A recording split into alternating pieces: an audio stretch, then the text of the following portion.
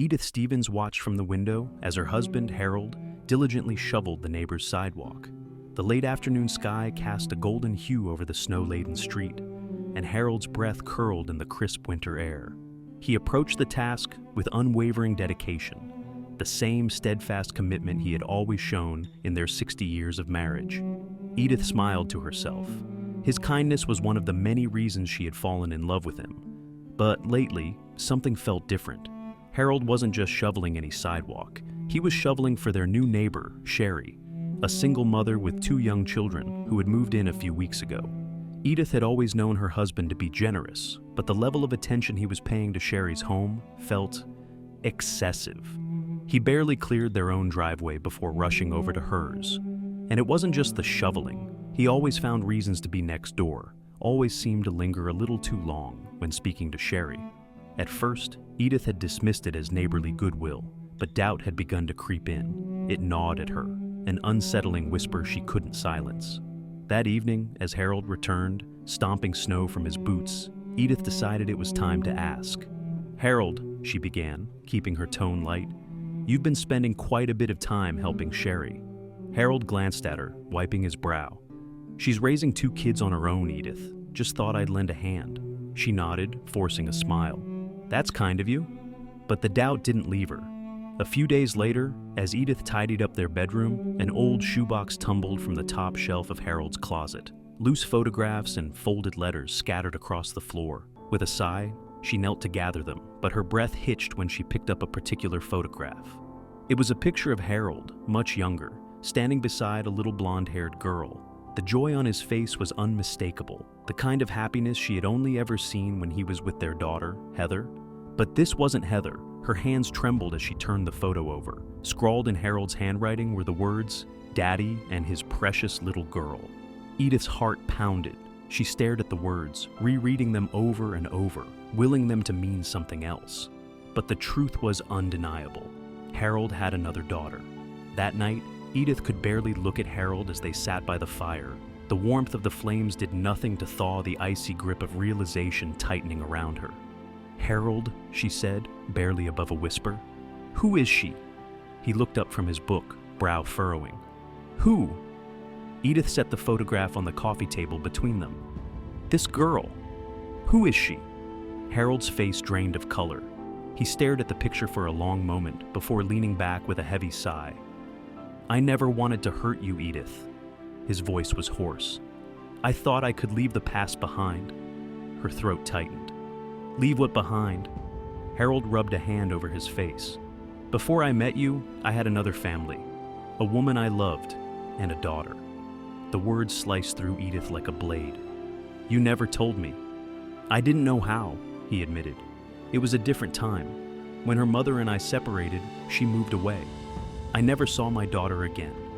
Tears burned Edith's eyes. "You kept this from me for 60 years, Harold." He swallowed hard.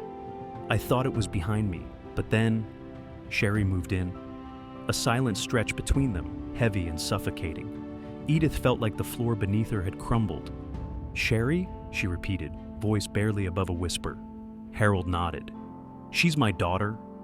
The room swayed around Edith. The very woman she had grown suspicious of, the woman Harold had been spending so much time with, was his long-lost child. The revelation hit harder than anything she had expected. "I recognized her the moment I saw her," Harold continued. "She looks just like her mother did at that age." Edith pressed a hand to her mouth, shaking her head. "You've been reconnecting with her all this time, without telling me?" Harold's eyes brimmed with regret. "I didn't know how to explain it. I was scared. I've already lost her once. I didn't want to risk losing her again." Edith inhaled sharply, trying to steady herself. "But what about me, Harold? Did you think about what this would do to us?" His gaze softened. "I know I should have told you, but I didn't want to hurt you." Tears spilled down Edith's cheeks. "You didn't trust me enough to let me in." The days that followed were quiet, filled with a distance neither of them knew how to bridge. The warmth that had once defined their marriage was buried beneath the weight of secrets and betrayal. Then, one evening, Edith made a decision. She baked a fresh batch of cookies and walked over to Sherry's house. Sherry opened the door, surprise flickering in her eyes. "Mrs. Stevens?" Edith took a breath. "I think we should talk." Sherry hesitated before stepping aside, ushering Edith in. The house was warm and inviting, children's laughter ringing from the back room. Edith sat on the couch, hands folded in her lap. "I know," she finally said. "About Harold, about you." Sherry's eyes darkened. "I never meant to come between you two." Edith studied her, taking in the sincerity in her voice. "He loves you. He's never stopped." Tears welled in Sherry's eyes. "I resented him for a long time. I thought he had forgotten about me." Edith reached for her hand. "He never did." A long pause hung between them before Sherry whispered, "I just wanted to know my father." Edith nodded, understanding in a way she hadn't before.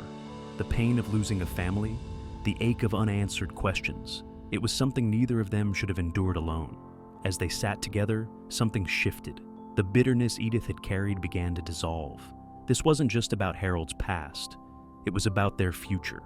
The following week, Edith and Harold sat side by side in their living room, hands intertwined.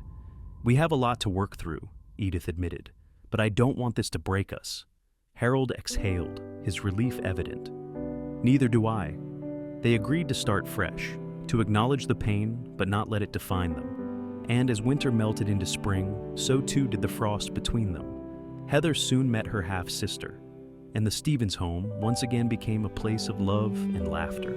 The past, though painful, had led them to a future they never expected, one filled with understanding, forgiveness, and the unbreakable bonds of family. And as Harold continued to shovel the sidewalk that winter, Edith watched with a new kind of warmth in her heart, not of suspicion, but of love, of healing, and of second chances.